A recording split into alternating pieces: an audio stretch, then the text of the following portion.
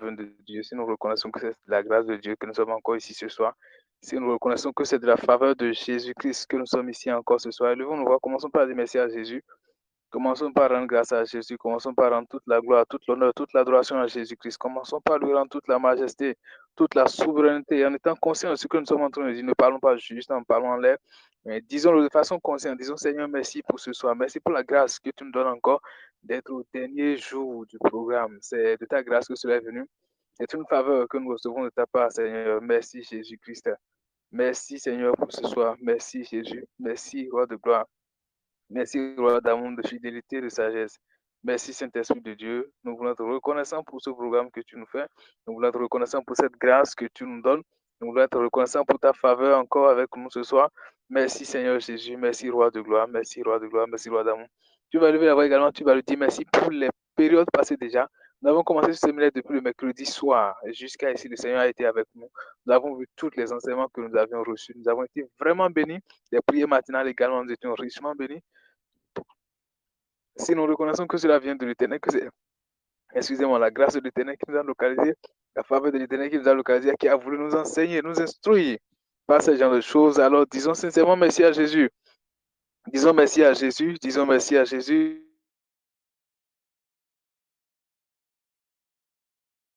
Disons merci à Jésus, disons merci à Jésus, disons merci. Merci Jésus-Christ, merci Jésus-Christ, merci Jésus pour ce programme de ce soir. Béni soit ton nom, élevé soit ton nom, exalté soit ton nom, Seigneur, honoré soit ton nom. Toute la gloire, toute l'honneur, toute l'adoration te reviennent, Jésus-Christ de Nazareth. Merci Saint-Esprit de Dieu. Nous allons remettre le programme de ce soir encore dans la main du Seigneur Jésus. Nous allons demander au Seigneur Jésus, nous voulons encore t'écouter ce soir. Tu nous as parlé, et nous croyons que tu veux encore nous parler d'une certaine façon ce soir. Nous voulons t'entendre. Et nous voulons faire selon ce que tu diras, Seigneur. Nous voulons mettre en pratique ce que tu nous diras, Seigneur Jésus. Alors viens et parle-nous encore ce soir. Viens et enseigne-nous encore ce soir. Viens et dis-nous encore quelque chose ce soir. Viens et donne-nous de voir encore une autre facette de toi, Seigneur Jésus. Donne-nous de voir encore une autre facette de toi, Jésus. Donne-nous de voir encore une autre facette de toi, Seigneur Jésus-Christ. Donne-nous de voir une autre facette de toi, Seigneur Jésus-Christ. Dans ta miséricorde, accorde-nous cette grâce ce soir, Seigneur Jésus. Accorde-nous cette grâce ce soir, Seigneur. Accorde-nous cette grâce, Saint-Esprit. Pendant que nous voulons te recevoir encore, nous voulons t'entendre, nous parler encore. Nous voulons t'entendre encore, nous instruire. Nous voulons t'entendre encore, nous instruire, nous enseigner encore de grandes choses comme tu as commencé par le faire, Seigneur Jésus. Accorde-nous cette grâce ce soir, Seigneur. Nous voulons le recevoir. Accorde-nous cette grâce, accorde-nous cette grâce. Prie, prie, prie, prie. Dis au Seigneur, je veux encore te recevoir ce soir. Je veux recevoir encore quelque chose de ta grâce. Je veux recevoir quelque chose aujourd'hui encore. Je veux que tu me parles encore, Seigneur. Je veux que tu m'instruises encore selon tes messages, selon le plan que tu as reçu. Et Seigneur, accorde-moi la grâce pour que tout ce que tu dis,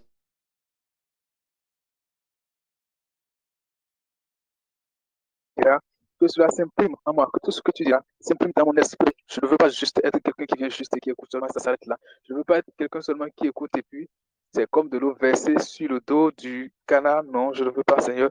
Mais je veux que ce que tu me diras ce soir, Seigneur Jésus, que je puisse le mettre en pratique, que je le comprenne et qu'elle devienne une vérité qui s'imprime dans mon esprit, Seigneur.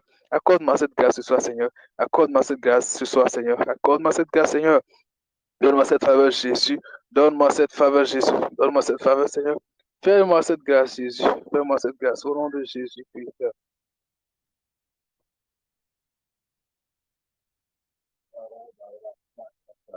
Prie, prie, prie, prie, prie, prie.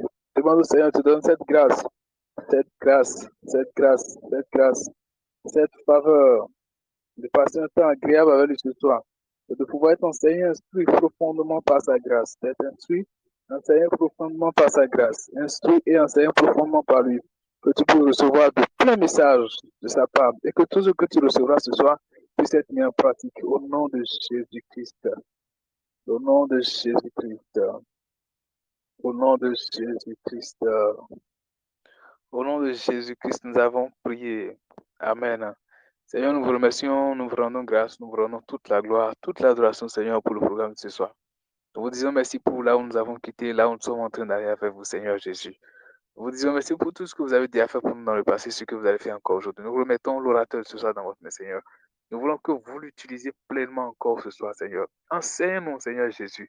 Instruisez-nous, Seigneur Jésus. Dites-nous encore quelque chose au travers de lui, Seigneur Jésus. C'est facile de parler au travers de lui comme un par Seigneur Jésus-Christ. Et de laisser qu'il ne permettre qu'il ne dise rien du tout, Seigneur Jésus-Christ. Ne permettez pas qu'il se taise sur les choses qu'il doit nous dire, Seigneur Jésus. Ne permettez pas que nous perdions les informations, Seigneur Jésus. Mais dites tout au travers de lui, Seigneur. Tout ce que nous avons besoin de savoir, Seigneur. Merci, Saint-Esprit de Dieu. Merci, Roi de gloire. Au nom de Jésus, nous avons prié. Amen. Pendant que nous sommes là, j'aimerais que tu dises merci au Seigneur Jésus en premier. Merci à Jésus. Merci à Jésus. Je vous souhaite la bienvenue au programme de ce soir qui est en train de commencer la dernière session pendant le séminaire de 3 ou 4 jours, on va dire, qui a commencé depuis le mercredi, qui va prendre fin aujourd'hui. Nous avons été vraiment bénis, richement bénis, richement bénis. Le tout premier séminaire de cette année a commencé avec des impacts pas possibles. Des choses qu'on ne saurait expliquer, qu'on ne saurait comprendre. Que le Seigneur vraiment soit béni pour cela. Amen. Pendant que nous sommes là, pendant que tu es en train d'honorer le Seigneur, je vais laisser la parole à l'orateur de ce soir. Que le Seigneur le bénisse abondamment et qu'il l'utilise pour nous. Amen. Vous avez donc la parole au fond Théophile.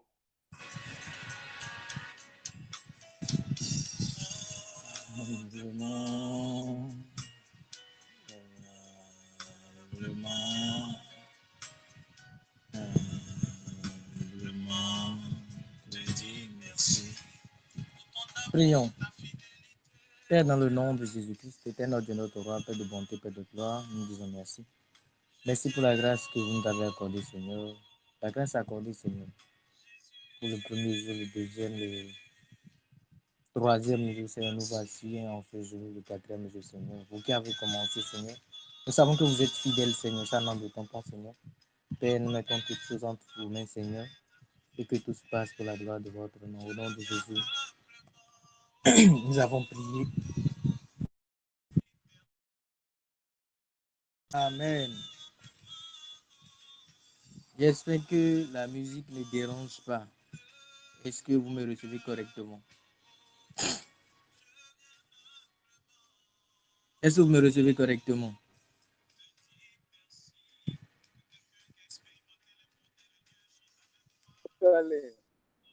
D'accord. Donc, nous sommes au quatrième jour de notre séminaire dont le thème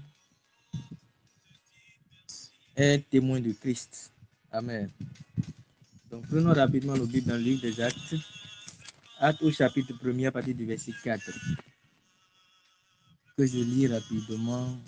Comme il se trouvait avec eux, il leur recommanda de ne pas s'éloigner de Jérusalem, mais d'attendre ce que le Père avait promis. Et ce que je vous ai annoncé, leur dit-il, car Jean a baptisé d'eau, mais vous, dans peu de jours, vous serez baptisés du Saint-Esprit.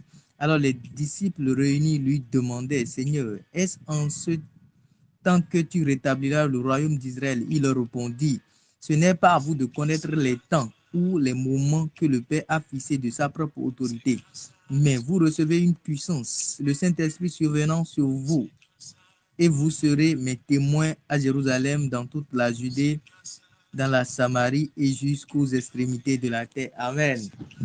Quand moi-même j'ai pris le temps d'écouter les enseignements, le premier jour, le deuxième jour, le troisième jour, je me disais, qu'est-ce qu'on peut encore dire? Et tout a été dit quand même. Donc, nous allons voir quelques 3 points ce soir sur notre thème. Parce que quand nous prenons le thème témoin de Christ, c'est juste, je dirais, ces 2 mots qui soutiennent le thème. Il y a témoin, il y a Christ.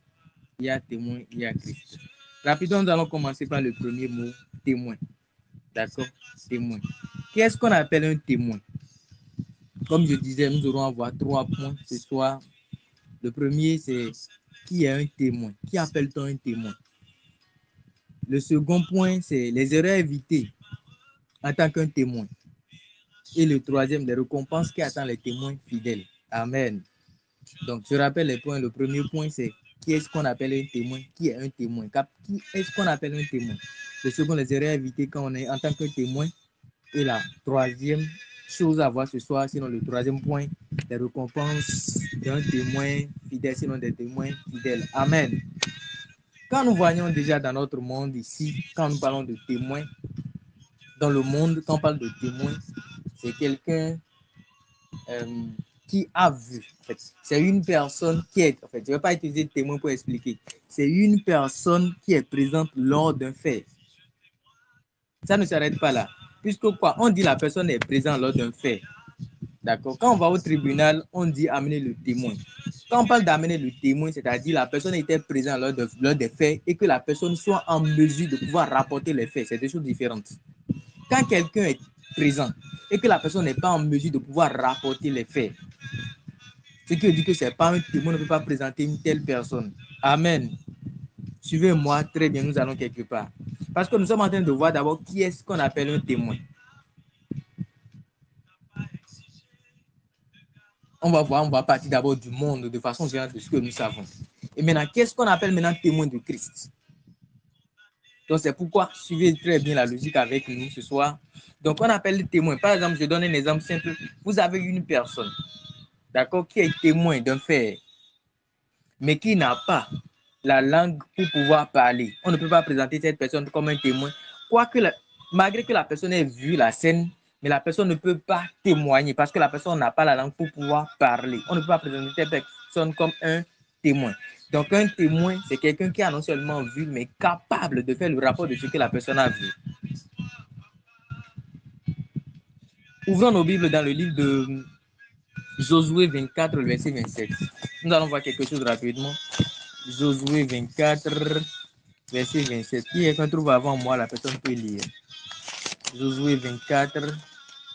Si quelqu'un trouve avant moi, la personne peut lire.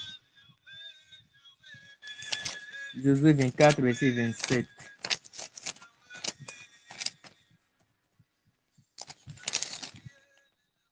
Ok, Josué 24, le verset 27. Ça dit ceci, dit, et Josué dit à tout le peuple, voici cette pièce servira de témoin contre nous, car elle a entendu toutes les paroles que l'Éternel nous a dites, et elle servira de témoin contre nous, afin que vous ne soyez pas infidèles à votre Dieu. Vous voyez ici, c'est une pierre qui est témoin de ce que l'Éternel leur a dit. Pourquoi? Parce que celui avec qui ils sont en train de converser, cette personne-là peut demander des comptes rendus à une pierre qui peut lui donner des comptes rendus.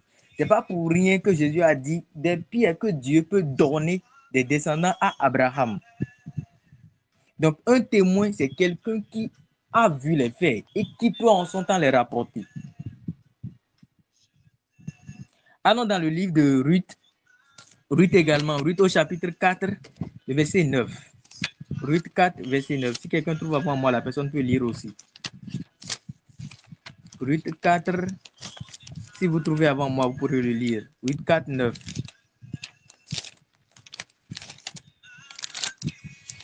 Pour qu'on gagne en temps, si quelqu'un trouve avant moi, la personne peut lire rapidement.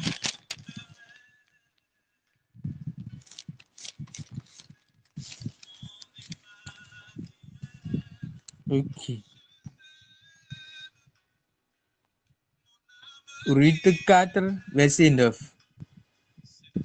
La Bible dit ceci. Alors Boaz dit aux anciens et à tout le peuple, vous êtes témoins aujourd'hui que j'ai acquis de la main de Naomi tout ce qui appartient à Elimelech, à Akiljon et à Malchlon. Amen. Donc nous voyons là Boaz qui est en train de dire aux anciens, qui a pris les anciens comme témoins. Parce que quand les faits vont venir en son temps, ils sont en mesure de pouvoir dire ce qui s'était passé. Donc, dans le monde, de façon générale, c'est celui qu'on appelle un témoin. Amen. Mais si nous revenons au chapitre 8, que dis-je? Au verset 8 de notre chapitre des Actes, Acte 1, le verset 8, ça dit quelque chose. Le verset 8 dit ceci. Le verset 8 dit, mais vous recevez une puissance, le Saint-Esprit survenant sur vous, et vous serez mes témoins à Jérusalem, dans toute la Judée, dans la Samarie et jusqu'aux extrémités de la terre. Le témoin ici est une personne couverte de la puissance du Saint-Esprit. Amen. Le témoin est une personne couverte de la puissance du Saint-Esprit. Le témoin, ce n'est pas n'importe qui. Le témoin de Christ n'est pas n'importe qui. Le témoin de Christ, ce n'est pas quelqu'un qui raconte quelque chose. Parce que ce que la personne raconte doit avoir d'impact. C'est pourquoi la personne a besoin d'une couverture. Le témoin de Christ, ce n'est pas tout le monde qui est témoin de Christ. C'est ce que nous allons encore voir maintenant. Ce n'est pas tout le monde. Ce n'est pas genre tous ceux qui parlent du Seigneur qu'on appelle témoin de Christ. Témoin de Christ, il dit, vous, relisez bien le passage, il dit, mais vous recevez une puissance, le Saint-Esprit survenant sur vous, et vous serez mes témoins à Jérusalem, dans toute la Judée, dans la Samarie et jusqu'aux extrémités de la terre. Et jusqu'aux extrémités de la terre. Quand vous voyez quelque chose, il y a une scène qui s'est passée. Et Jésus disait à Pierre, il dit, arrière-toi de moi, Satan. C'est-à-dire quoi? Christ est venu dans le monde pour pouvoir faire quoi? Le but de sa venue, c'est qu'il devait mourir à notre place. Et il dit qu'il allait mourir, mais Pierre dit jamais il n'allait pas mourir. C'est-à-dire, ceux qui devaient être contents disaient jamais Christ n'allait pas mourir, et ceux qui n'allaient jamais permettre. C'est pourquoi la Bible dit, s'ils auraient su, ils n'allaient jamais crucifier le Fils de Dieu, il n'allait jamais le faire. C'est-à-dire, ceux qui devaient empêcher étaient en train de le pousser. Ce qui veut dire que quoi? Pour être témoin de Christ, il ne suffit pas juste d'être présent là. Non, non, non, non, non. Il faut avoir cette couverture-là. Il faut avoir la présence du Saint-Esprit. Il faut avoir la présence du Saint-Esprit. Allons rapidement, verset 21. Acte 1er, verset 21. Nous lisons quelque chose rapidement. Le verset 21. La Bible dit, il faut donc que parmi ceux qui nous ont accompagnés tout le temps que le Seigneur Jésus-Christ a vécu avec nous, depuis le baptême de Jean jusqu'au jour où il a été enlevé du milieu de nous, il y en ait un qui soit associé comme témoin de sa résurrection. Écoutez bien ceci. Ils ont dit, de ceux qui suivaient le Seigneur Jésus-Christ, depuis le moment où Jean-Baptiste l'a baptisé, depuis le moment où il a été baptisé par Jean, il y a certaines personnes qui le suivaient. D'accord? Ils ont dit, si vous lisez un peu plus haut, à partir du verset 17 ou bien à partir du verset 15, vous allez voir qu'il fallait qu'on remplace quelqu'un par Judas Iscariote qui était mort après avoir trahi Jésus. D'accord. Ils ont dit, mais de ce nombre-là, qu'est-ce qu'on peut choisir? Ça doit être une personne qui fait quoi? Qui était là depuis le moment où Jésus-Christ a été baptisé jusqu'au moment où il a été enlevé. Et cette personne serait associée, il en est un qui nous soit associé comme témoin de sa résurrection. Vous voyez, comme témoin de sa résurrection. Donc, c'est pas parce que tous ils sont là, non, non, non. Il faudrait que la personne le soit associée comme témoin de sa résurrection. Et que faire un témoin? Pourquoi? Quel est le pourquoi de ce témoin-là? C'est pourquoi on est en train de voir qui est-ce qu'on appelle un témoin. Témoin de Christ, c'est premièrement une personne qui est revêtue de la puissance du Saint-Esprit. C'est une personne qui est remplie de la puissance du Saint-Esprit. Parce que cette personne veut faire quelque chose après. C'est pourquoi ils ont dit qu'il faudrait qu'on choisisse quelqu'un. Ce n'est pas tout le monde, ce n'est pas tous ceux qui sont là qui étaient mais il y a 11. En plus, ils vont choisir un qui s'associe à eux comme témoin de la résurrection de Christ. C'est-à-dire la personne devrait prêcher la résurrection. Il est venu, il est mort et puis il est ressuscité. Allons maintenant dans le livre d'Acte 6, le verset 3 à 4. Nous lisons quelque chose. Acte 6, le verset 3 à 4.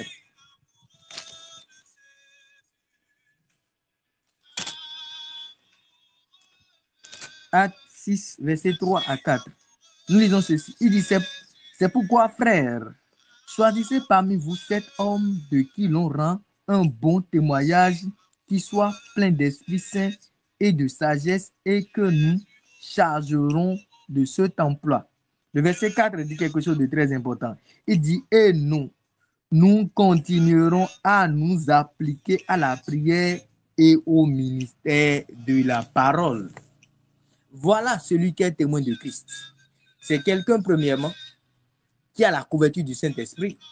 C'est quelqu'un qui a pour mission de vaquer à la prière et au ministère de la parole. Parce que le témoin, c'est celui qui doit raconter comment la chose s'est passée.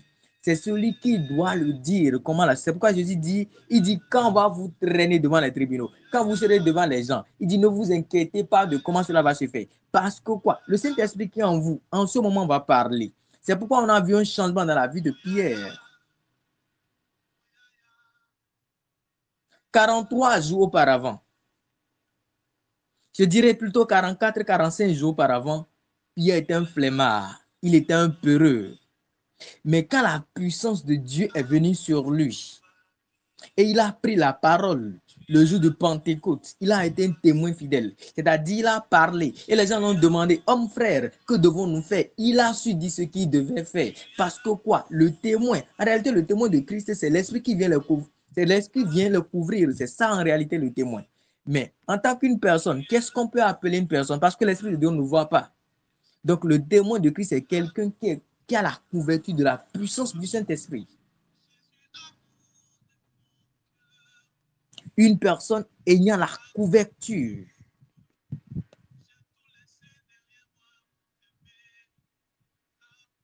du Saint-Esprit. Une personne qui doit parler de la résurrection. Et avant qu'on ne parle de la résurrection, il faut qu'on parle d'abord de la naissance de la personne. Et si on parle de la naissance de la personne, il faut qu'on parle de comment la personne est morte. Et maintenant, pourquoi la personne est morte et pourquoi la personne devait revenir à la vie. Témoin de la résurrection de Christ. C'est ça, témoin de Christ. Nous devons aller, savoir que Dieu nous a aimés, qu'il a envoyé Jésus-Christ. Il est venu, il a souffert à notre place. Il nous a remplacés. Il a souffert à notre place. C'est pas fini. Parce que la Bible dit, le salaire du péché, c'est la mort. Donc, il est mort à notre place. C'est ça. Puisque pour témoigner de la résurrection, il faut partir de ce que la personne a vécu une fois. Et que la personne a subi certaines choses jusqu'à aller à la mort. Et la personne n'est pas restée à la mort, la personne est revenue à la vie. C'est de ça il est question. C'est ça, être témoin de Christ. Amen.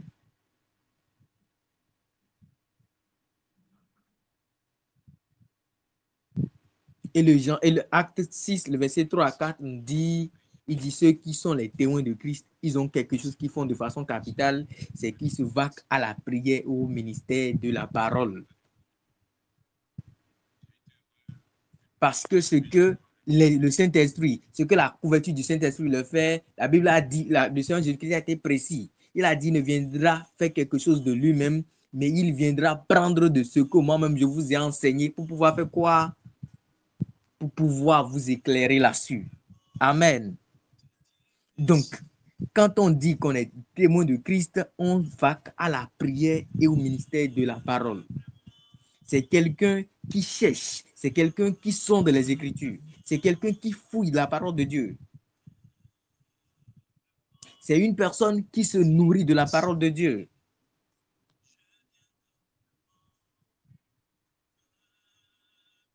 Alors, mais est-ce qu'un témoin, comme les frères ont déjà eu à dire, je ne veux pas revenir sur ça, est-ce qu'un témoin peut être quelqu'un qui n'est pas né de nouveau? Non. Parce qu'il faudrait que cette couverture du Saint-Esprit soit permanente dans la vie de la personne. Parce qu'on n'est pas témoin un jour, mais plutôt on est témoin un jour, témoin pour toujours. Amen. C'est pas être témoin un jour, je ne suis pas témoin l'autre jour. Mais plutôt on est témoin un jour et témoin pour toujours. Qui est-ce qu'on appelle témoin? Voilà celui qu'on appelle témoin, celui qui a la couverture du Saint-Esprit. Amen. Et celui qui parle de la résurrection de Christ. C'est cette personne qui se vaque à la prière et au ministère de la parole. Parce qu'on dit, la foi vient de ce qu'on entend, ce qu'on entend vient de la parole de Dieu. Et si tu n'as pas cette parole, si tu n'as pas cette parole, comment tu peux parler de cette parole qui puisse apporter la foi? C'est pourquoi quand on est témoin, on va à la prière et au ministère de la parole. Allons rapidement dans le livre de 1 Corinthiens 15, verset 15. 1 Corinthiens 15, verset 15. 1 Corinthiens 15, le verset 15. 1 Corinthiens 15, verset 15. La Bible dit quelque chose rapidement ici. 15. Il dit, il se trouve même en que nous soyons de faux témoins à l'égard de Dieu, puisque nous avons témoigné contre Dieu qu'il a ressuscité Christ, tandis qu'il ne l'aurait pas ressuscité si les morts ne ressuscitaient point. Amen. Paul est en train de dire quelque chose ici. Il dit, il serait un faux témoin. Il serait un faux témoin s'il est parti prêcher la résurrection de Christ. Or, si Dieu ne l'avait pas ressuscité, c'est qu'il n'y a pas une résurrection des morts. Donc, le témoin, c'est quelqu'un qui parle de la résurrection de Christ parce qu'effectivement, Christ est mort et Dieu l'a ramené de la mort à la vie. Donc, un faux témoin n'est pas un témoin, la personne qui ne parle pas de la résurrection de Christ. N'oublions pas, dans le livre de Actes 1er, le verset 21-23, il dit il faudrait que nous associons à cette personne à nous pour qu'il soit témoin de la résurrection de Christ. Et c'est la même chose Paul dit ici. Paul n'était pas encore sauvé à l'époque. Mais Paul dit, je reprends, il dit, il se trouve même que nous sommes de faux témoins à l'égard de Dieu. Pourquoi? Puisque nous avons témoigné contre Dieu qu'il a ressuscité Christ, tandis qu'il n'aurait pas ressuscité si les morts ne ressuscitaient pas. Car si les morts ne ressuscitent pas, Christ non plus n'est pas ressuscité. Le verset 17. Et si Christ n'est pas ressuscité, votre foi est vaine. Vous êtes encore dans vos péchés. Et par conséquent, aussi ceux qui sont morts en Christ sont perdus. Si c'est dans cette vie seulement que nous espérons en Christ, nous sommes les plus malheureux de tous les hommes. Pourquoi? Parce que Christ effectivement est ressuscité. Amen. C'est ça le témoin de Christ. C'est celui qui parle de la résurrection de Christ. Quelqu'un qui ne se limite pas à seulement parler de Jésus. Non, non, non. Il parle de la résurrection de Christ.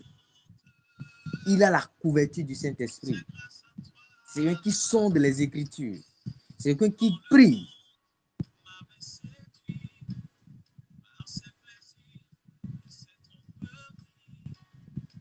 Et quand on parle de témoin, c'est également quelqu'un qui apporte des âmes dans la prière. J'aime cet homme de Dieu qui dit, depuis quand tu es sauvé, depuis quand on t'appelle chrétien, est-ce que tu as une bénédiction pour ta famille? Est-ce que tu as une bénédiction pour ta famille, pour ton père, tes frères? On dit parce que lui est croyant, parce que lui est chrétien, parce que lui est témoin de Christ. Il nous a non seulement parlé de la résurrection de Christ, mais puisqu'il va à la prière, puisque c'est quelqu'un qui a pour rôle d'aller à la prière, de sonder les Écritures, il apporte toute la famille dans la prière. Il a des âmes qu'il apporte dans la prière quand il va prier.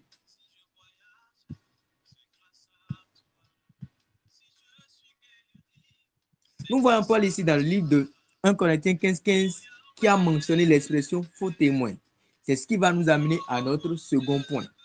Des erreurs qu'on doit éviter quand on est témoin de Christ. Sinon, cette personne risque d'être de faux témoins. Et je prie que vous et moi, nous ne serons pas de faux témoins au nom de Jésus-Christ. Nous ne serons pas de faux témoins au nom de Jésus-Christ. Alors, si nous ne voulons pas être de faux témoins, il y a de ces choses que nous devons faire quoi? Nous devons éviter. C'est notre second point. Des choses à éviter.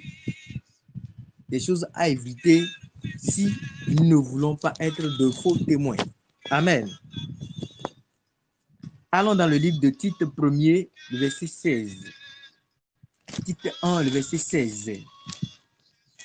La Bible nous dit quelque chose dans le livre de Tite 1, le verset 16. Excusez-moi, Tite 1er, le verset 16, le dernier verset apparemment, oui.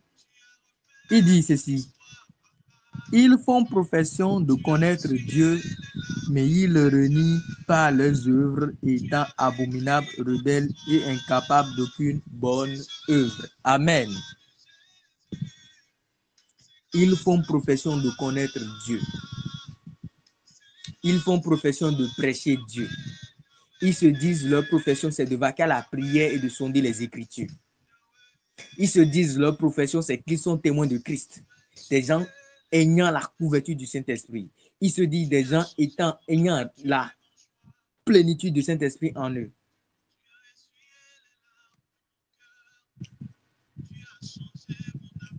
Mais ils le renient par leurs œuvres, étant abominables, rebelles et incapables d'aucune bonne œuvre.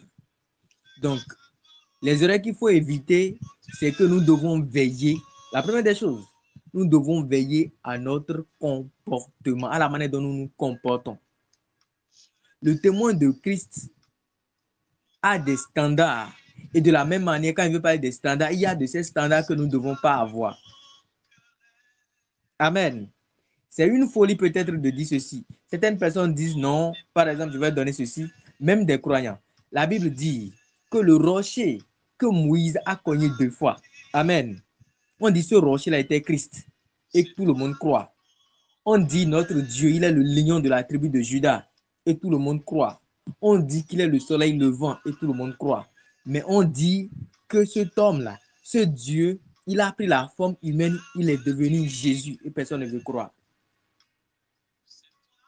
Pourquoi? Parce que parfois les gens ont limité leurs standards. Écoutez ceci, un témoin de Christ ne limite pas Christ à ses standards. Je vais mieux m'expliquer. La première des choses, on ne limite pas Christ. C'est une erreur de limiter Christ à nos standards.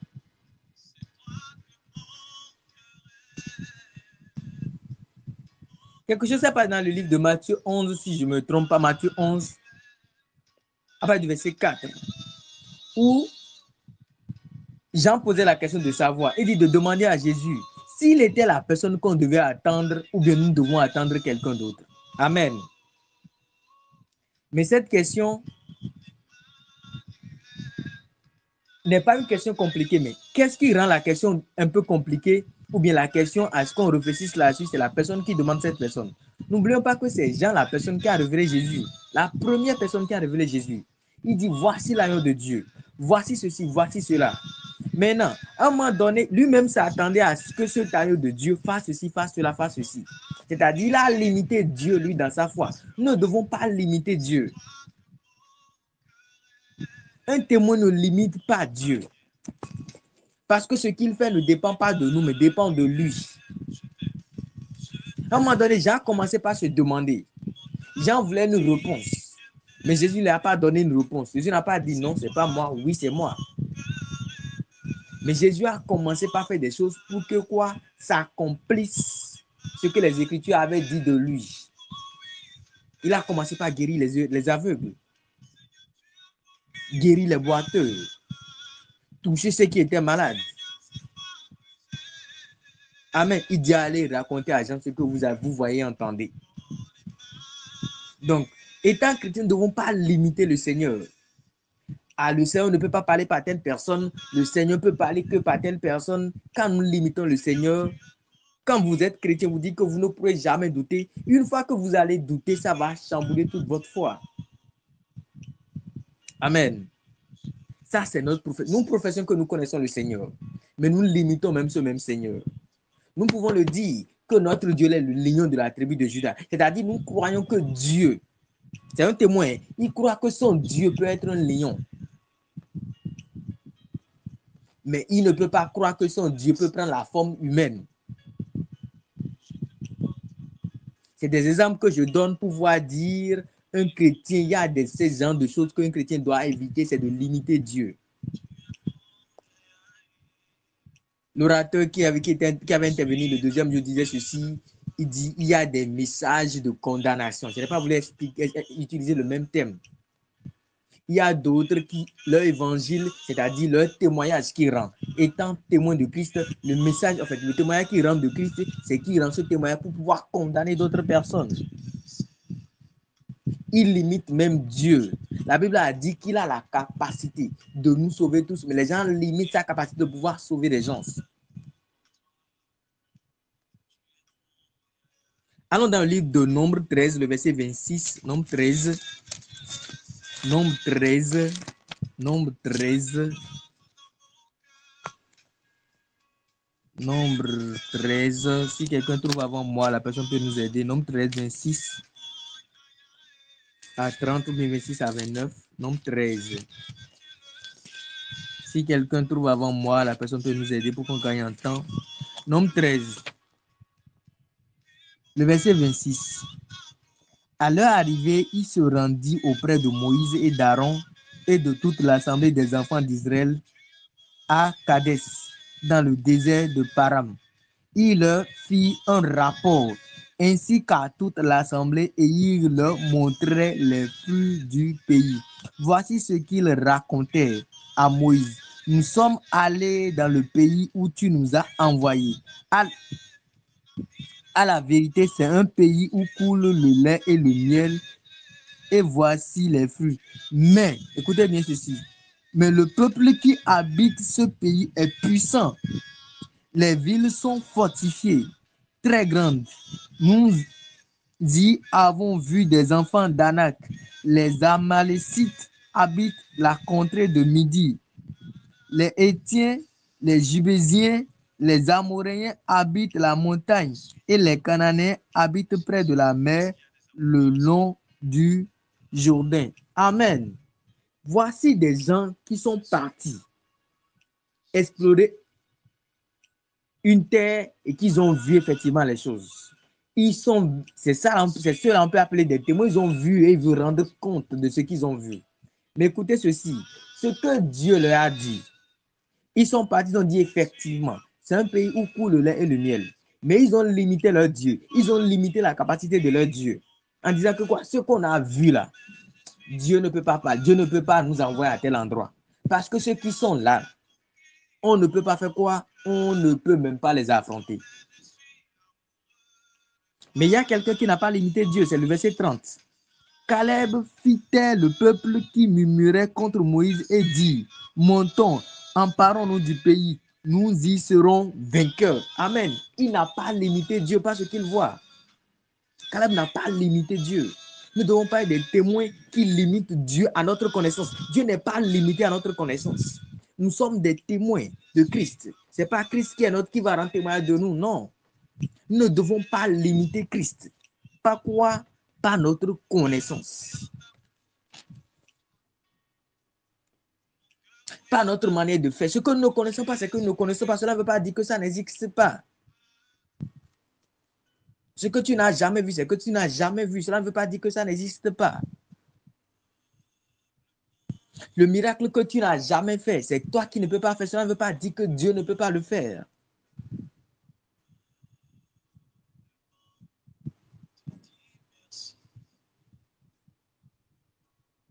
Amen. Ils sont partis, ils ont vu. Mais leur connaissance était limitée. Parce que ce qu'ils voyaient, ils voyaient la réalité. La réalité, c'est que les gens étaient grands. Mais la vérité, c'est que rien n'est impossible à Dieu. Aux hommes, cela est impossible. Mais à Dieu, toute chose est possible. Il y avait cette connaissance-là qui les a manqué à l'époque. C'est pourquoi la Bible dit, mon peuple périt faute de connaissance. Un témoin ne doit pas limiter Dieu à sa propre connaissance. Amen. C'est les erreurs que nous devons éviter en tant que témoins. Nous ne devons pas limiter à nos standards. Dieu ne peut jamais faire ça. Dieu ne peut jamais dire ça. Sur quoi tu te bases? Amen. C'est vrai, il y a des choses que Dieu ne peut pas faire. La Bible dit que Dieu ne tente pas le mal. Amen. C'est cette même Bible nous dit que quoi? C'est lui qui produit les ténèbres. C'est lui qui fait quoi? Qui produit la lumière et que rien ne se passe sans que Dieu ne l'ordonne. Amen. Si nous sommes limités à quelque chose, c'est que nous ne connaissons pas. Mais en tant que témoins, nous ne devons pas limiter Dieu à notre connaissance. Il va au-delà de ce que nous connaissons. Amen. Nous allons maintenant, la seconde chose que nous allons éviter quand nous sommes un témoin, c'est ça nous allons voir dans le livre de Matthieu 7 à partir du verset 21. Matthieu 7 à partir du verset 21. La Bible nous dit quelque chose de très important. Ce que nous devons éviter en tant que témoin. Témoin de Christ, bien sûr, pas en tant que témoin, mais en tant que témoin de Christ. Amen. En tant que témoin de Christ, ce que nous devons éviter. Si quelqu'un trouve le passage, la personne peut nous aider à lire. Pour qu'on gagne en temps, Matthieu 7 à partir du verset 21.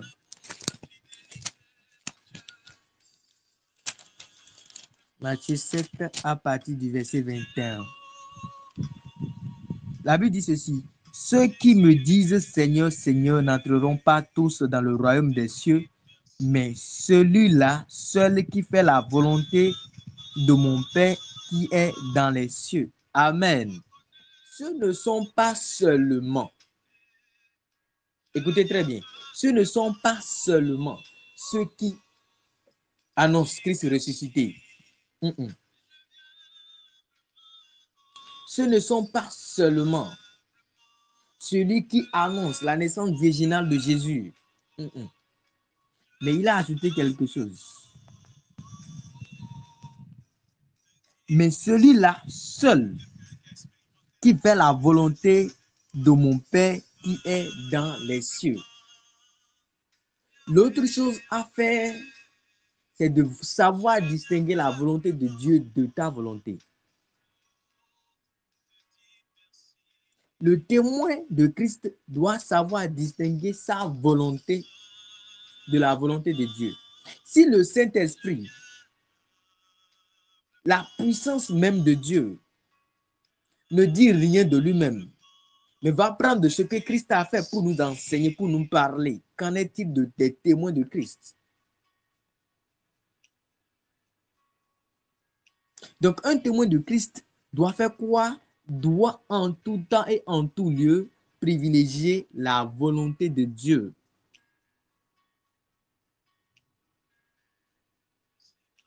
Un témoin de Christ.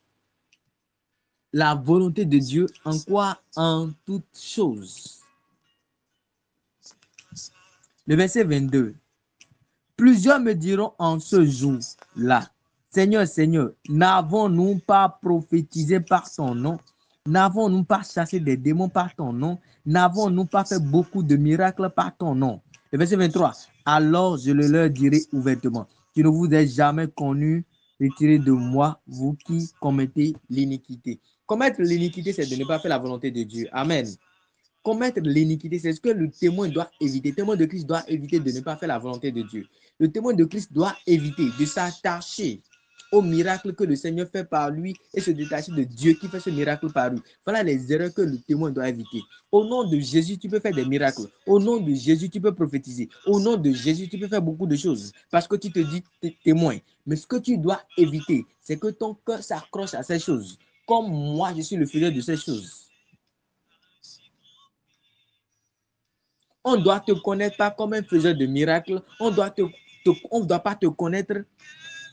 On ne doit pas te connaître comme un faiseur de miracles. On ne doit pas te connaître comme la main de Dieu, comme les gens aiment le dire. Mais on doit te connaître de Dieu comme témoin de Christ. Point final.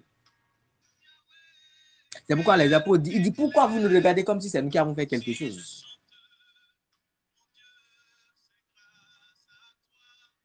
Donc, leur cœur n'était pas attaché. C'était des témoins fidèles.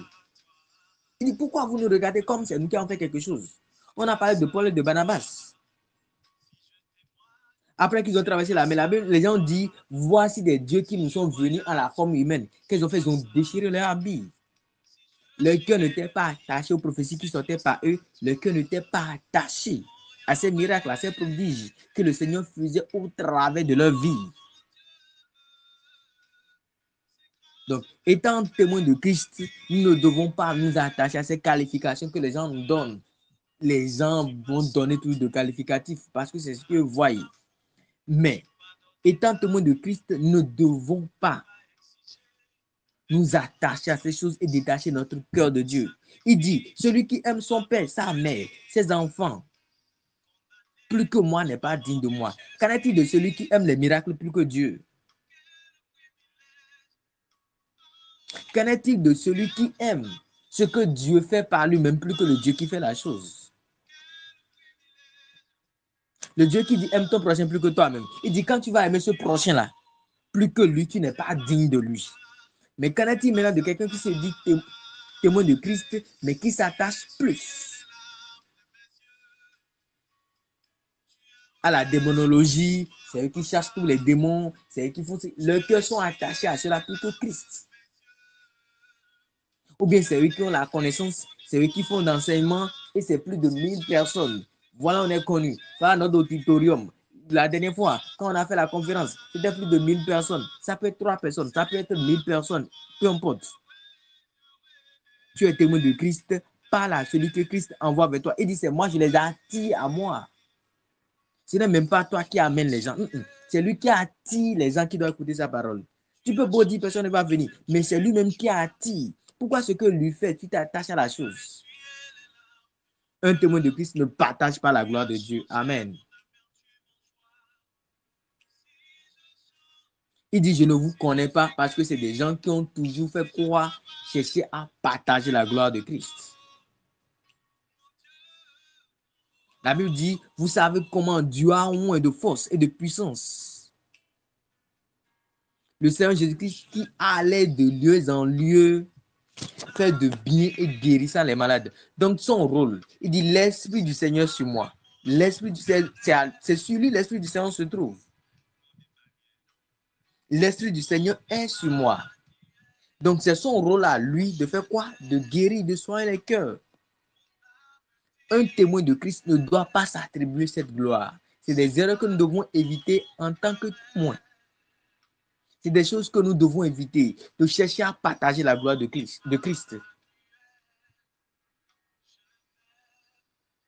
De chercher à nous faire reconnaître par des choses que le Seigneur fait au travers de notre vie.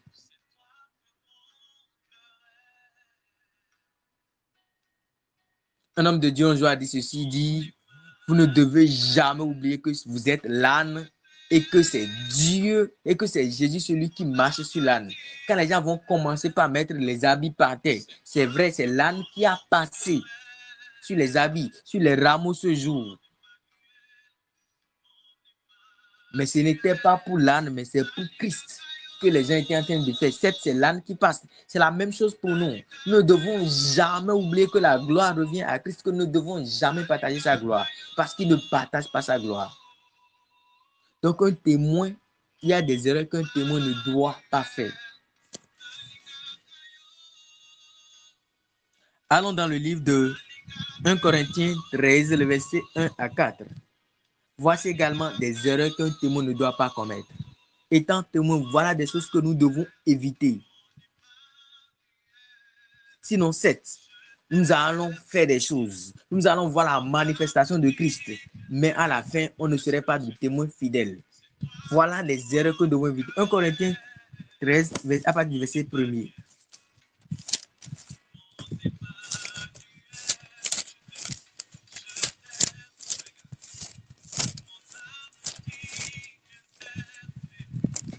Amen. 1 Corinthiens 13, à partir du verset 1er. La Bible dit ceci. Quand je parlerai les langues des hommes, des anges, si je n'ai pas la charité, je ne suis qu'un airain qui résonne, une cymbale qui retentit. Le verset 2. Quand j'aurai le don de prophétie, la science de tous les mystères et toute la connaissance, quand j'aurai même toute la foi jusqu'à transporter des montagnes, si je n'ai pas la charité, je ne suis rien. Verset 3. Et quand je distribuerai tous mes biens pour la nourriture des pauvres, quand je livrerai même mon corps pour être brûlé, si je n'ai pas la charité, cela ne me sert de rien. Amen. Nous sommes en train de voir des choses que le témoin doit éviter.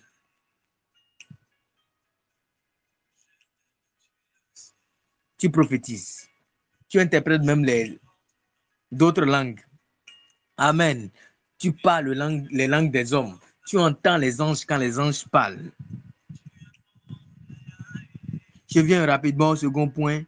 Tu as même le don de la prophétie. Tu dis des choses passées, tu dis des choses à venir et ça vient avec précision. Parce que tu es un témoin de Christ. La Bible dit, tu as la science de tous les mystères. Quand tu prends les Écritures, tu as l'habitude de décortiquer. Tu expliques aisément. Les gens disent wow. Les gens disent wonderful. Les gens disent go deep. Va en profondeur. Yes, vas-y. Tu as la science de tous les mystères. Tu as la connaissance. La Bible dit même, quand tu aurais même toute la foi jusqu'à transporter la montagne. Un témoin de Christ doit faire quoi? Doit éviter l'orgueil. Que ça soit caché. Parce qu'il y a ce qu'on appelle de fausse humilité. Que l'orgueil soit caché. Que ça soit visuel. Un témoin de Christ doit éviter cela. La Bible dit, si nous ne le faisons pas, même si nous n'évangélisons pas par amour, cela ne servira de rien. On peut parler de la résurrection. On peut avoir même la foi. Ici, ça dit quoi? Ça dit, tu peux même jouer le rôle d'un vrai témoin de Christ sans être un témoin de Christ. Puisque ce n'est pas un faux qui a la foi des mystères, la connaissance, qui a même la foi qui transporte. Non. Donc, c'est celui qui paraît vrai, mais en réalité n'est pas vrai.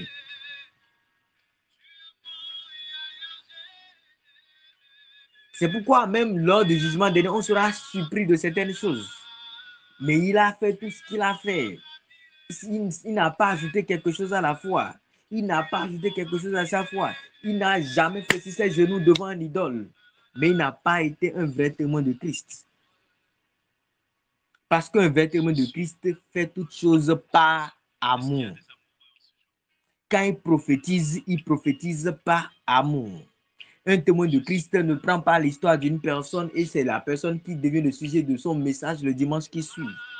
Un témoin de Christ, on a dit, il prêche, il donne de très bels exemples. Ces exemples qu'il donne, c'est parce qu'il a déjà vu deux personnes discuter et c'est ça qu'il a appris. C'est parce que les frères sont venus lui expliquer quelque chose et c'est ce que les frères là lui ont dit. C'est ça qui est devenu le sujet, le thème du message prochain.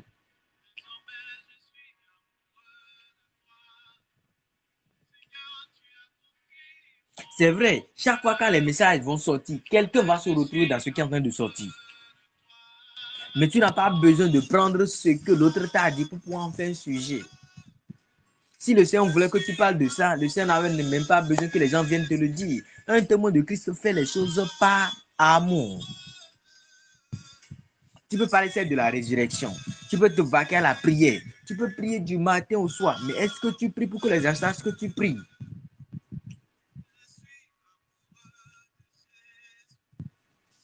Il y a un frère à nous qui me rapportait que j'ai même écouté après, mais c'est de lui j'ai entendu pour la première fois. Il disait, il parlait de pasteur Van Kassan, qui a passé tout un moment à prier. Mais il dit, ce pourquoi il est parti n'est pas aussi parce que le Seigneur a dit, il a prié seulement pour lui. Amen.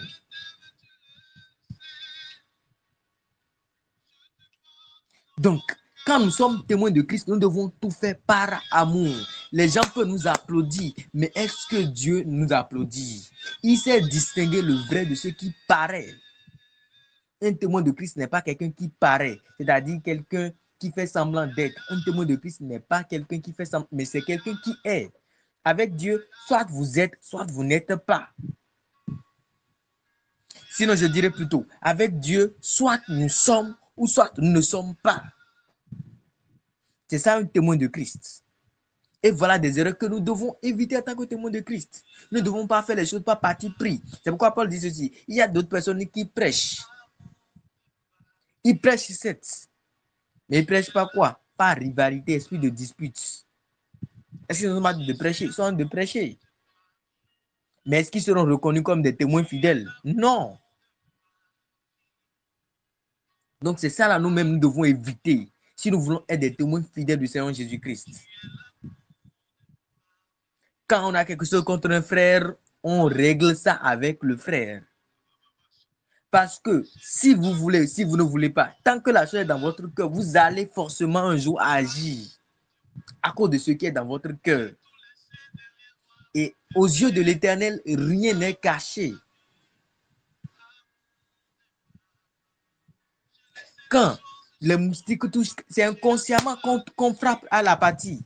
On ne réfléchit même pas avant de frapper à la partie. Donc c'est la même chose. Quand quelqu'un qui dit je suis témoin de Christ garde des choses dans son cœur, il va arriver un moment où il va agir en fonction de ce qu'il a dans son cœur, même sans qu'il s'en rende compte. Donc un témoin de Christ évite de faire les choses sans amour, évite de faire les choses pour qu'on voie, évite de faire des choses pour que les gens sachent que c'est lui ou bien sans lui, personne ne peut rien faire, il doit éviter. Qu'est-ce qu'un témoin de Christ encore doit éviter? Allons dans le livre de 1 Corinthiens, le chapitre 15 qu'on avait lu, mais cette fois-ci, nous allons partir du verset 9. Amen. 1 Corinthiens 15, le verset 9.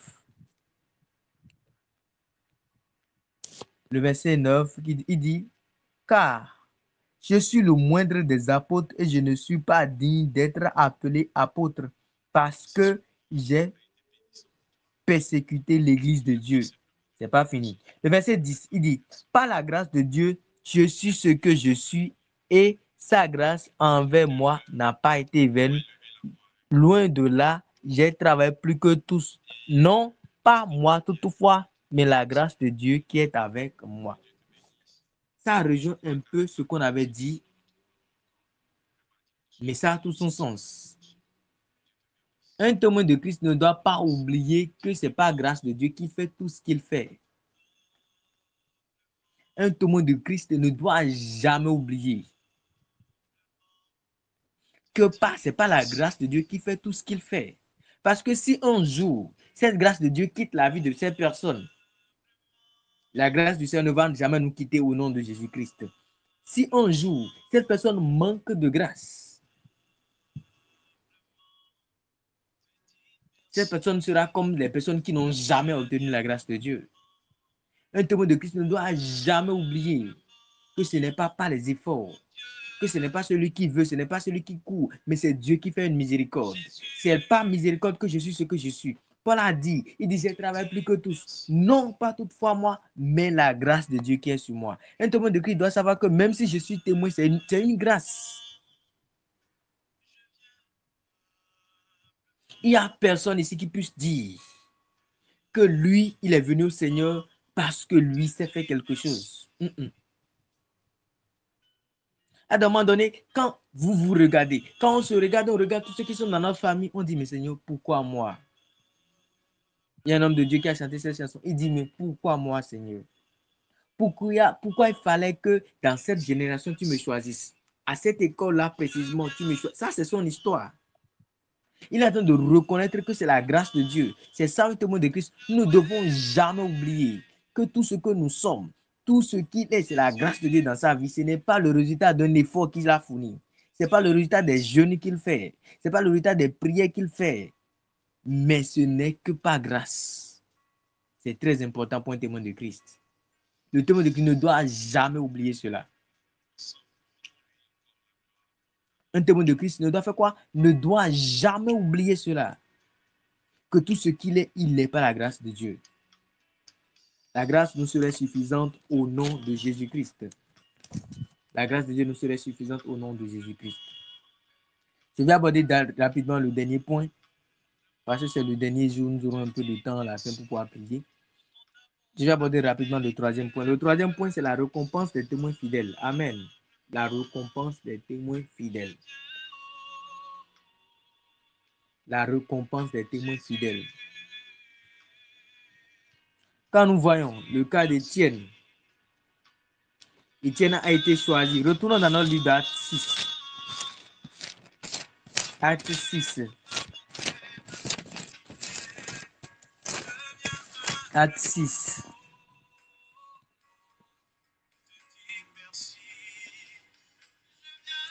On dit, les disciples, je vais lire le verset 4. Les disciples disent, et nous continuerons à nous appliquer à la prière au ministère de la parole. Cette proposition plut à toute l'assemblée et ils élus Étienne, homme plein de foi et d'esprit Philippe, Prochor, Nicanor, Timon, Parmenas, Nicolas, prosélytes d'Antioche et il les présentait aux apôtres qui, après avoir prié, leur imposaient les mains. Nous voyons quelque chose ici. Nous voyons qu'il y a certaines personnes qui ont été désignées pour être témoins, d'autres devaient se vaquer à autre chose. Mais la Bible nous montrait que quoi? Étienne, la Bible a senti quand on parlait d'Étienne. La Bible disait ceci, que Étienne, il était quoi? Il était plein de foi et d'Esprit Saint. Le témoin, c'est celui qui a la couverture du Saint-Esprit. Étienne avait tout ce qu'il faut pour être un témoin. Et non quelqu'un qui devait rester à faire quoi? À servir les choses.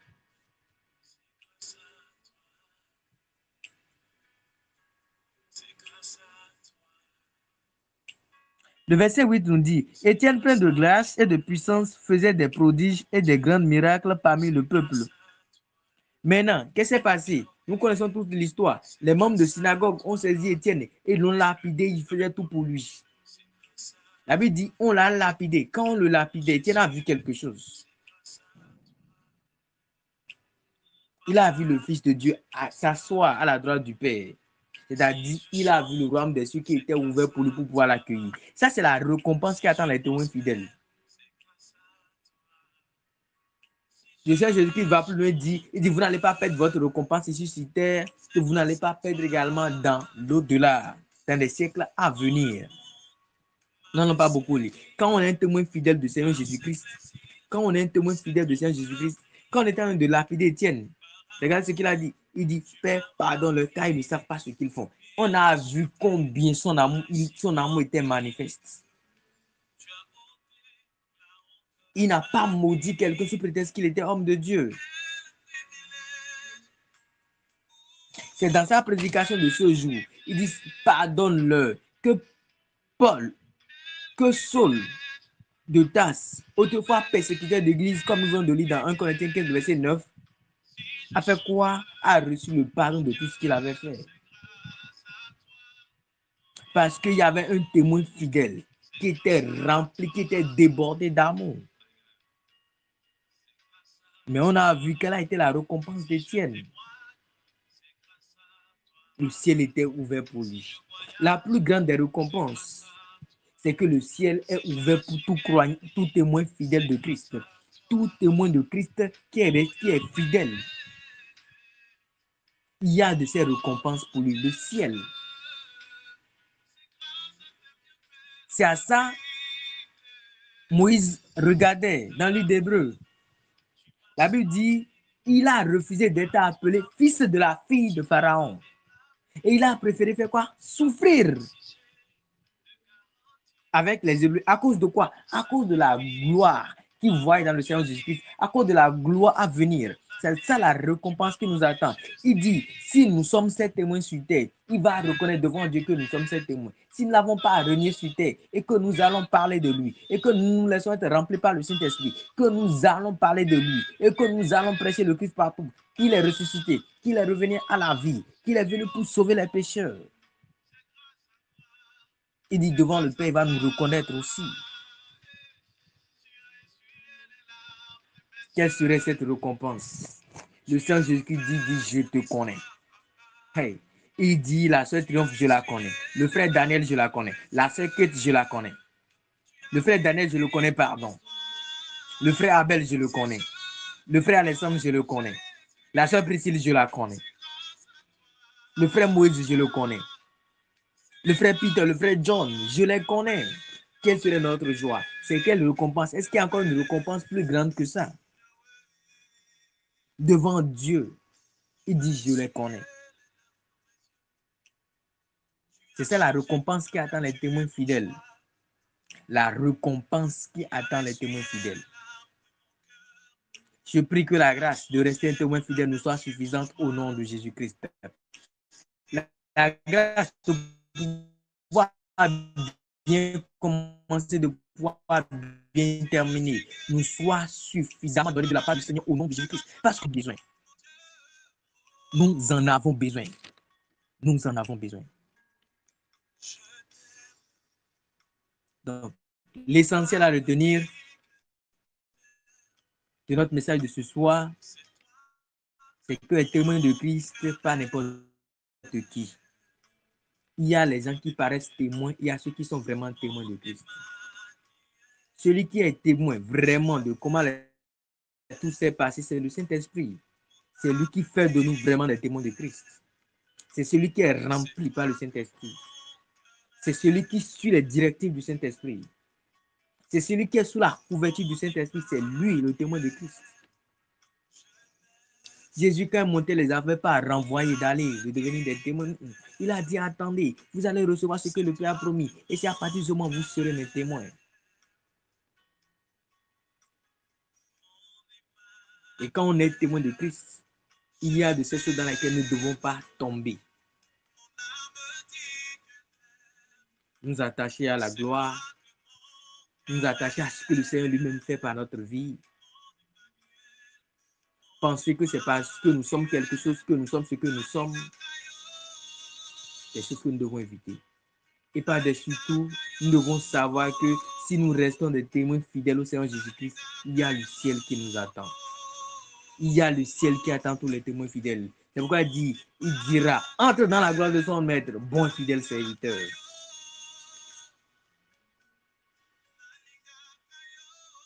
La grâce nous serait suffisante dans le nom de Jésus-Christ.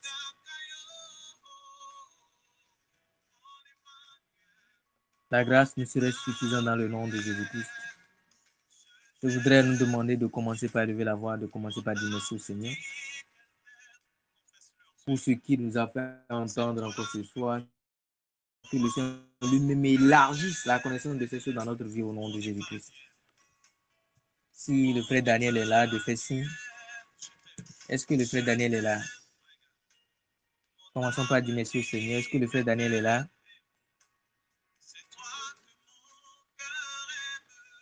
Est-ce que le frère Daniel est là?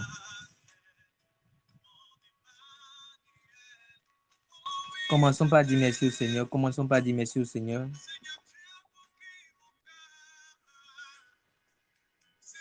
Je suis là, je suis là.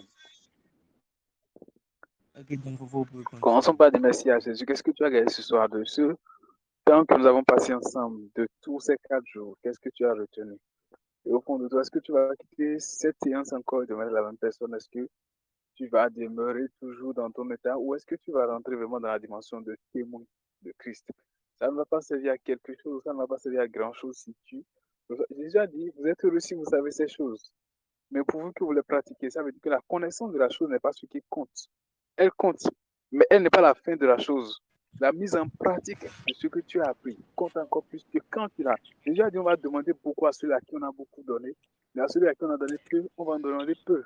Cela veut dire tout ce que tu as comme connaissance, on t'en demandera, qu'est-ce que tu en as fait avec? Rappelez-vous de la parabole des talents, la Bible dit qu'il a remis 10 talents à l'un, il a remis 5 talents à l'autre, il a remis un talent à l'autre. Mais lorsqu'il est revenu, celui qui en avait 10 en a fructifié. Qu'est-ce que tu as fait de la connaissance que tu as eue? Est-ce que tu en as exploité? Est-ce que tu en as utilisé? Est-ce que tu l'as mis en pratique? Est-ce qu'elle a porté des fruits pour toi? Qu'est-ce que tu en as fait? Qu'est-ce que tu en as fait? Le Seigneur t'en demandera de compte. Alors demande au Seigneur, je ne veux pas juste avoir écouté ce programme, je ne veux pas juste avoir fait ce truc-là, je ne veux pas juste participer à ces 4 jours sans avoir à mettre en pratique ce que tu m'as enseigné. Je te supplie, aide-moi. On a vu que c'est le Saint-Esprit qui aide. C'est toi qui m'aideras à mettre en pratique tout cela, Seigneur. Je ne veux pas juste être comme ça, je ne veux pas juste... Non, aide-moi, Seigneur, à être un témoin véritable. Peut-être j'ai des limites, peut-être j'ai des barrières. On a vu tout à l'heure qu'un témoin de Christ ne partage pas la gloire de Dieu avec eux. Tu examineras ces différents trucs-là et tu verras là où tu es en erreur, tu les corrigeras. Il va dire que celui qui est debout prenne garde de tomber. Où est-ce que tu es peut-être déjà debout et à quoi tu dois prendre plus de garde pour ne pas tomber? Demande au Seigneur, aide-moi, Jésus. Je veux quitter ce séminaire-là, étant vraiment transformé en un véritable témoin de Christ. Je ne veux pas quitter juste ce séminaire, ce soit juste un séminaire comme tous les autres. Non, mais ce soit un séminaire avec impact. Ça veut dire un séminaire que je quitte et je quitte transformé. Je quitte et j'ai gagné quelque chose. Je pourrais dire, la prochaine fois, c'est à ce séminaire que j'ai gagné quelque chose. C'est à ce séminaire que j'ai été transformé en telle chose. C'est à ce séminaire que j'ai eu cet impact-là. Je pourrais le dire. Alors dire au Seigneur, je ne veux pas retenir tel que je suis arrivé. Je te supplie, accorde-moi la grâce. Accorde-moi la grâce d'être transformé. Accorde-moi la grâce d'être véritablement transformé. Accorde-moi la grâce de témoin. Si tu as besoin du baptême du Saint-Esprit, dis Seigneur, baptise-moi de ton esprit. Seigneur, baptise-moi de ton esprit. Tu ne vas pas faire cette prière pour toi seul. Tu dois faire cette prière pour tous les généraux du monde entier, pour tous ceux qui servent Dieu. D'une certaine manière, Seigneur, baptise cette génération de ton esprit au nom de Jésus-Christ. Baptise cette génération de ton esprit au nom de Jésus. On a besoin de témoins véritables. On a besoin de personnes qui se lèvent, qui tiennent la tête pour Christ. Partout ils entrent. Ça doit être comme ça. Et ça ne va pas continuer toujours la même chose. Toujours les mêmes erreurs, toujours les limites du corps du Christ. Ça ne peut pas continuer comme ça et ça ne va pas continuer comme ça. Seigneur, bâtis cette génération de ton. La Bible dit qu'on a vu tout à l'heure que Pierre était comme ça, mais après que le Saint-Esprit descende, on a vu tout ce qui s'est passé. Ça va être comme ça. Les hommes doivent se tenir même devant des généraux partout dans le monde entier et dire non et c'est non. Quand ils disent oui, c'est oui. Ça doit être ainsi. Lorsque vous rentrez au Nigeria, vous voyez les grands hommes de Dieu, on ne leur tient pas la tête. Et n'importe où on appelle leur nom, c'est le respect. Malgré que le Nigeria a des grands généraux d'État, lorsque vous voyez le Baba Koumoué en train de faire une croisade, même les généraux viennent et puis le respectent. Un homme de Dieu, lorsque vous connaissez David Oyedepo, il y a des rimes sur lesquelles on ne monte pas pour lui ni pour ses enfants. Ça doit être comme ça pour nous, aujourd'hui, au nom de Jésus-Christ. Partout où nous passons, on doit venir solliciter le corps de Christ. Pour certaines choses, on doit être des témoins véritables de Christ. Seigneur, bâtis cette génération de ton esprit. Bâtis cette génération de ton esprit. Bâtis cette génération de ta puissance au nom de Jésus-Christ. Au nom de Jésus-Christ. La génération qui est devant nous ne va pas passer, tout va s'éteindre. Jamais. Au nom de Jésus. Cette chose ne va pas être juste dans les pays occidentaux, ne va pas juste être dans les pays limitrophes de Bénin. Cette histoire-là doit venir également chez nous. La Bible n'a pas dit que l'Esprit de Dieu est limité à quelque part. La Bible n'a pas dit qu'il y a de restrictions dans les choses. La Bible n'a pas dit qu'il y a de barrières où il y a ségrégation. Ce n'est pas le cas. Mais elle a dit, Pierre a dit ceci. La Bible dit que Pierre était parti chez Corneille. Et lorsque Pierre était parti chez Corneille, Pierre n'avait même pas encore commencé par parler lorsque la Bible dit que l'Esprit est descendu sur ceux qui étaient dans la maison. Et Pierre a dit, alors je reconnais que Dieu ne fait exception de personne. Je connaît que Dieu ne fait exception de personne. Il n'y a pas d'exception. Il y a dans tout lieu qu'on croit. Il est agréable. Donc il n'y a pas d'exception. Il n'y a pas d'exception. Parce que vous écoutez l'histoire des grands hommes de Dieu, vous voyez, on est arrivé. Comment on appelle cet endroit? C'est pays occidentaux. Des Noirs qui ont amené le réveil chez les Blancs, qui sont allés s'imposer aux Blancs. Ils ont amené Christ là-bas. Ce n'est pas les Blancs qui vont venir chez nous, ils sont allés impacter la francophonie. Je parle de ICC. Pas seulement ICC, ICC a compris ça. KICC, où ils sont allés voir, KICC qui était l'une des plus grandes églises. Wow. Pasteur Mathieu Ashimuro, c'est lui qui avait fait cette histoire-là. Ça doit être comme ça. Un témoin de Christ doit prendre les territoires pour Christ. Seigneur, nous voulons les territoires. Nous voulons les territoires au Bénin, partout dans le monde entier. Accorde-nous cette grâce, Jésus. Donne-nous des territoires au nom de Jésus-Christ. Dont on doit porter dans toutes les nations. Ça doit être ainsi. Ça doit être ainsi. Ça doit être ainsi. Dans les nations, dans le monde entier, partout. Partout, Christ, au Congo, au Ghana, au Nigeria, en Afrique du Sud, en Amérique du Nord, en Amérique du Sud, Seigneur, au Sénégal, même là où les terroristes, si vous allez demander cette histoire au Nigeria, vous en entendez parler. Lorsque les terroristes sont en train de sévir, lorsqu'ils rentrent dans quelque part, ou bien ils attaquent une voiture et qu'ils apprennent que dans cette voiture-là, ils se trouvent quelqu'un qui est de la chapelle des vainqueurs, il laisse. Il laisse ce dernier parti et il s'attaque aux autres. Parce que pour eux, quand on s'attaque à un enfant de cette église-là, c'est qu'on a des problèmes. C'est ça la domination. C'est ça la domination. Ils ont pris des territoires et des territoires. Ils se sont imposés en tant que témoins pour imposer le nom de Christ. Ça doit être comme ça. Seigneur, impacte des nations. Impacte. Il dit que Paul arrive chez un proconsul et qu'il a de parler avec le proconsul et que certains limaces ou comment il s'appelle, se met à faire des manigances. Et Paul lui impose l'évangile, lui dit deviens aveugle. Et alors le proconsul croit à l'évangile. Par la puissance de Dieu, nous allons imposer des choses. Nous allons régler les comptes dans le monde spirituel pour que l'évangile de Dieu puisse prospérer. Prions ainsi au nom de Jésus. Permets à ton esprit de baptiser la multitude au nom de Jésus. Pourquoi pas tous? Pourquoi la multitude? Tous. Que ton esprit bâtisse cette génération. Que ton esprit bâtisse cette génération. Que ton esprit bâtisse cette génération. La Bible dit que Salomon est en train de dormir, c'est un son sommeil. Que Dieu est allé le visiter et allé lui rendre une visite. Et Salomon s'est réveillé d'un rêve avec une histoire de sagesse étrange que personne ne comprend. Vous imaginez que quelqu'un dort et se réveille de son sommeil juste et devient sage. Vous avez l'impression que les hommes se sont réveillés envoûtés au travers de leurs songes. Dieu peut visiter quelqu'un pendant que cette personne est en train de dormir et lui donner quelque chose d'étrange. Il se réveille avec une puissance extraordinaire. Ce n'est pas forcément quand tu es en train de prier. Tu ne sais même pas quel moment Dieu répond à ta prière. Non. La Bible dit que la vision au sujet de Jésus, c'est pendant son sommeil que Joseph a eu la vision. Il lui a dit, prends l'enfant, va à tel endroit. Il y a beaucoup de choses qu'on capte pendant qu'on est en train de dormir. Donc, ne t'attends pas forcément que toi, quand tu es en train de... Ça peut être à n'importe quel moment. Seigneur, baptise au nom de Jésus-Christ. Baptise au nom de Jésus-Christ. Baptise au nom de Jésus. Que ce soit les personnes qui sont arrivées ici, que ce soit les personnes qui ne sont pas arrivées ici. Partout, ils sont terminés. Nous prions pour le corps du Christ au Bénin et partout dans le monde au nom de Jésus. Tous doivent être des témoins. Tous doivent être témoins. Tous doivent être des témoins véritables. Des témoins remplis d'humilité. Des témoins remplis d'humilité. Prie également pour l'humilité. Lorsque la puissance arrive, on est tenté facilement de vaquer à l'orgueil. On est tenté facilement de croire que ce qui se passe vient de nous. On est tenté facilement d'être séduit. Ce n'est pas pour rien que Dieu a dit, je vais faire, mais garde-toi dans l'humilité. Ce n'est pas pour rien que Dieu a dit ça. Alors dis, Seigneur, humilie-nous davantage. Préserve notre corps de l'orgueil. Protège. Il ne suffira pas seulement de prier pour que quelqu'un ait la puissance, mais prie également pour que sa puissance puisse être préservée, son cœur puisse être préservé de l'orgueil. Ce qui a fait chuter Lucifer, c'était l'orgueil. Lucifer était monté à un rang très élevé. Très élevé. Alors cela arrive facilement. Ce n'est pas qu'on fait exprès. On n'est pas intelligent, on ne le fait pas. Ce n'est pas qu'on veut. Ce n'est pas qu'on veut. Ce qui est arrivé à Saül, vous savez qui était Saül? Vous savez comment Saül est monté sur le trône? Saül est monté sur le trône en étant humble. Saül n'a pas demandé à monter sur le trône, mais le trône est venu à lui. On a voulu même loindre parmi ses frères, il est allé se cacher, c'est pas prophétie qu'on a identifié, on l'a ramené. Mais cette personne monte sur le trône maintenant, quelqu'un d'autre vient lui arracher le trône. Et il commence à poursuivre ce dernier sans même se rendre compte. 2 fois ou 3 fois, il a essayé de tuer David. David a essayé de répliquer et lui a prouvé qu'il a été capable de le tuer, mais il a laissé. Cet homme s'est repenti devant d'ailleurs, commence pas par pleurer. Quelques instants après, il suffit que David quitte de là et la même chose recommence encore.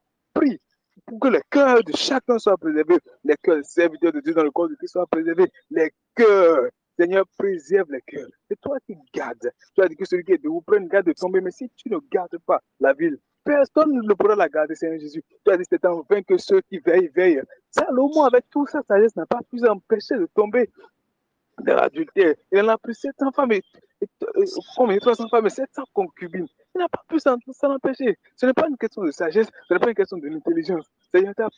David a dit, je sais ta parole dans mon cœur pour ne pas pécher contre toi. Seigneur, ce n'est pas une question de ça seulement, mais il s'agit de ta grâce, de ta miséricorde.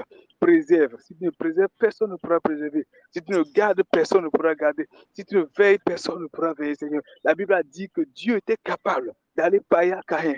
Avant même que Caïn ne commette le meurtre, il lui dit, pourquoi ton visage est-il attristé? Pourquoi est-ce que ton visage se comporte tel de l'autre? Il dit certainement, si tu as de bonnes pensées, tu aurais une bonne mine. Il dit, le péché est couché à ta porte et ses désirs se portent vers toi. Mais toi, domine sur elle. Toi, domine sur elle. Que Dieu est capable de venir t'avertir pendant que tu es en train d'être tenté par le mal. Dieu te le fera savoir. Et tu vas décider de dire, Seigneur, je te suis, garde mon cœur avec moi. David dit, les instants qui ont suivi, quand il a conduit son frère Abel dans la bosée pendant qu'il était seul, il a pris Abel et il a tué. Seigneur, préserve-nous de la chute, préserve-nous des erreurs, préserve des choses qui vont venir détruire ton nouveau travail de nos vies. Parce que tu veux faire de grandes œuvres, tu veux faire de grandes œuvres, tu veux faire de grandes œuvres. Préserve-nous au nom de Jésus-Christ. Préserve-nous au nom de Jésus. Préserve ton cœur au nom de Jésus. Remplis ton cœur d'amour. Nous allons prier également pour l'amour. Nous avons vu qu'il faut servir par amour. Il faut faire tout par amour. Un véritable témoin fait tout par amour. Un véritable, les erreurs à éviter, ne jamais servir par orgueil, par égoïsme, par autre chose que l'amour. Nous demandons au Seigneur de nous amener à le servir par amour. En toutes choses, amène tes serviteurs à te servir par amour. Amène ton corps à te servir par amour. Amène chaque membre du corps de Christ à te servir par amour. Accorde cette grâce à chacun, Jésus. Accorde cette grâce à chacun, Jésus. Accorde cette grâce à chacun, Jésus. Accorde cette grâce à chacun, Jésus-Christ. Que ton nom soit glorifié, Jésus. Que ton nom soit élevé, que ton nom soit exalté. Fais cette grâce, Seigneur, à chacun au nom de Jésus. Tu es capable de nous garder jusqu'à la fin. Tu es capable de nous garder jusqu'à la fin. Tu es capable de nous garder jusqu'à la fin, Seigneur. Garde-nous jusqu'à la fin. Garde-nous jusqu'à la fin. Cela ne te coûte rien du tout. Cela ne te coûte rien du tout. Voilà pourquoi nous te le demandons, Seigneur. Accorde-nous cette grâce, Jésus. Accorde-nous cette grâce, Seigneur. Et que ton nom soit glorifié. Que ton nom soit célébré. Que ton nom soit exalté. Merci, Seigneur Jésus. Commence par dire merci au Seigneur pour ce séminaire. Prie également pour tous ceux qui ont intervenu pendant ce séminaire. Demande au Seigneur de les recharger. De recharger chacun d'eux. Que le Seigneur recharge chacun de tous ceux qui ont participé au séminaire. Que ce soit ceux qui ont dirigé les prières matinales. Que ce soit ceux les prières matinales, que ce soit ceux qui ont dirigé les enseignements de soir, que le Seigneur recharge encore chacun, qu'il les retire encore dans son lieu secret pour leur parler encore davantage, pour les enseigner encore beaucoup de choses qui vont revenir nous enseigner encore pendant d'autres périodes. Seigneur, merci Jésus, merci Roi de gloire, fais tout avec nous Seigneur. Aie compassion de nous, Saint-Esprit. Aie compassion, Saint-Esprit de Dieu. Remplis chacun de ceux que tu as utilisés pendant ce programme au nom de Jésus. Que ce soit ceux qui sont des invités, que ce soit ceux qui sont de la famille. Tout, Seigneur Jésus-Christ, recharge chacun, Seigneur, et prépare chacun, Seigneur, pour la gloire de ton nom, Seigneur. Merci, Saint-Esprit, parce que tu es Dieu. Merci parce que tu le seras pour toujours. Ton nom est glorieux, ton nom est extraordinairement élevé au-dessus de toutes choses, Seigneur. Reçois toute la gloire. Nous remettons les prochains programmes dans ta main, Seigneur. Conduis-les avec nous, Seigneur. Prépare des choses avec nous, Seigneur. Et permets que chaque séminaire, Seigneur, ait un impact particulier avec ton Seigneur. Merci, Seigneur. Fais-nous réussir chaque pas que tu nous fais poser, Père. Et que ton nom soit glorifié dès à présent et pour toujours. Amen. Amen, amen, amen, amen, amen, amen. Merci, famille.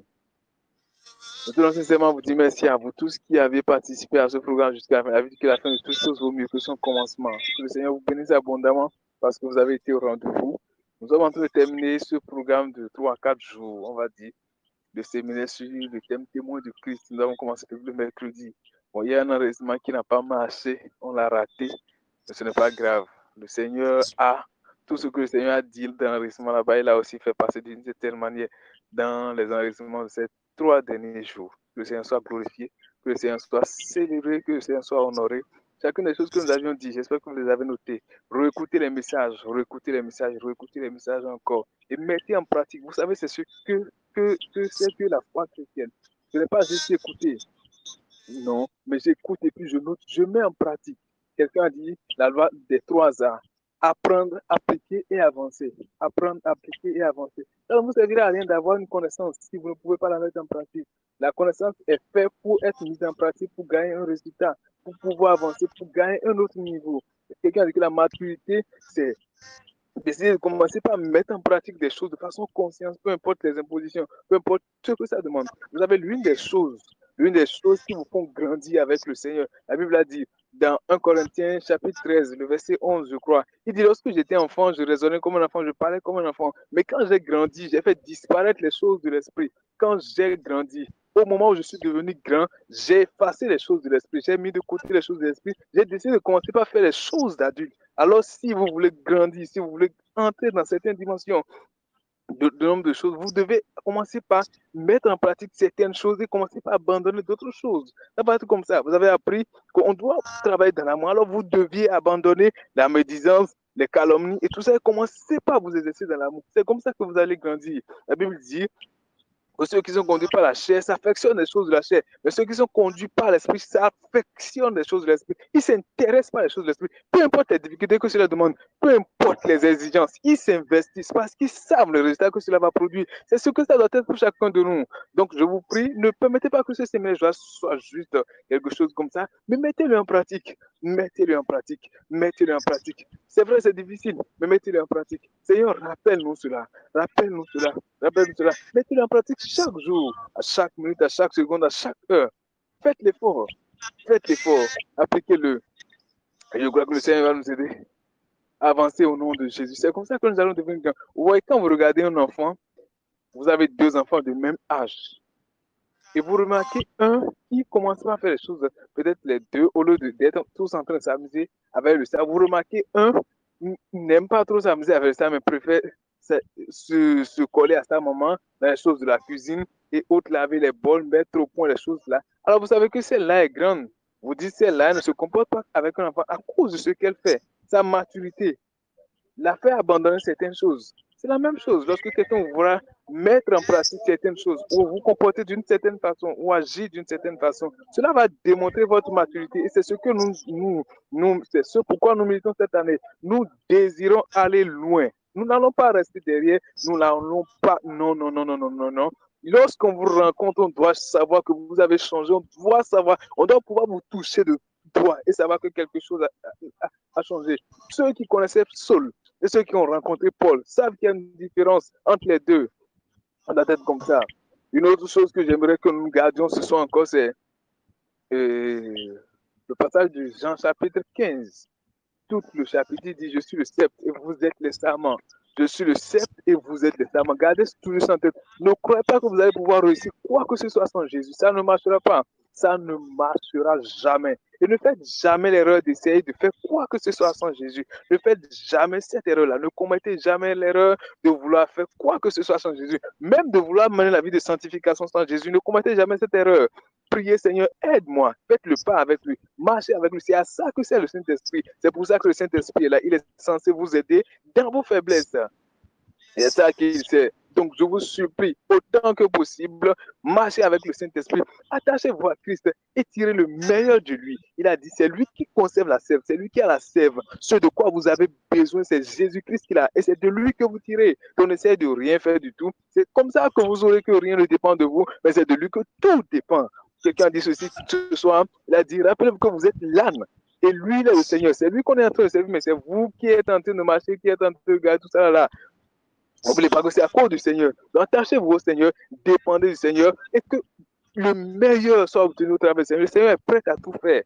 Le Seigneur est prêt à tout faire. Regardez ici les miracles.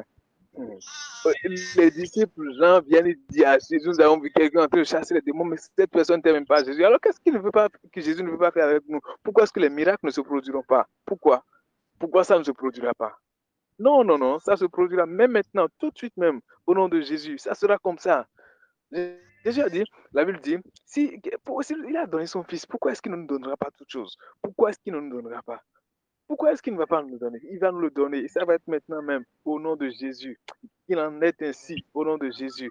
Donc, seulement à la fin du programme, que le Seigneur vous bénisse abondamment, qu'il vous honore au nom de Jésus.